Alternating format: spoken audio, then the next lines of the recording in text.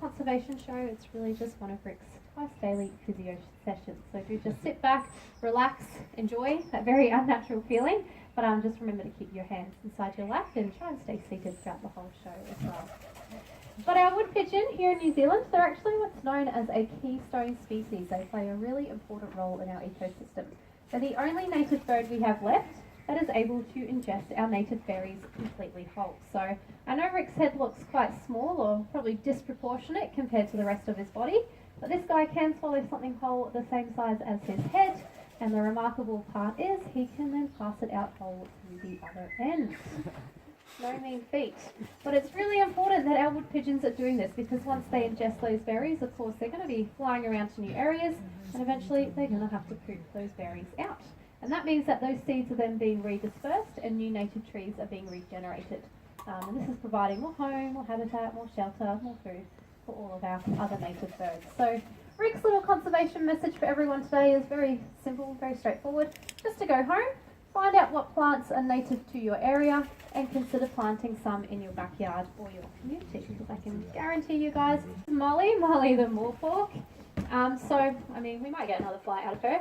You will notice that she is completely silent in flight, like I said, because of those primary wing feathers. So Rick's are shaped like a serrated knife edge. You could hear them flapping up above you. Molly's here are shaped a lot more like a fine toothpick comb, and this is what allows her to caress the air completely silently, and it is what makes these birds such amazing predators, because once they see their prey in that darker light, they can sneak up on it completely undetected. We're not going to get anything out of you today. She can turn that head of hers about 270 degrees, and that's just because they have double the amount of vertebrae in their necks compared to us humans. We'll keep her out a bit longer, see what we can do. So we train all of our birds here at the park with something called positive reinforcement. She's getting a little bit of rat, delicious, when she does these flights. Of course, she still gets fed all of her food at the end of the day, sometimes a little bit too much food as well, just like yesterday. We'll try for a couple more flights out of her. The reason why we have seen such a demise in all of our native wildlife over here is because of the introduction of land-based mammals to New Zealand. So New Zealand doesn't have any native land mammals except for 3 species of bats, and that meant our birds here were always free to roam on the ground as much as they wanted to.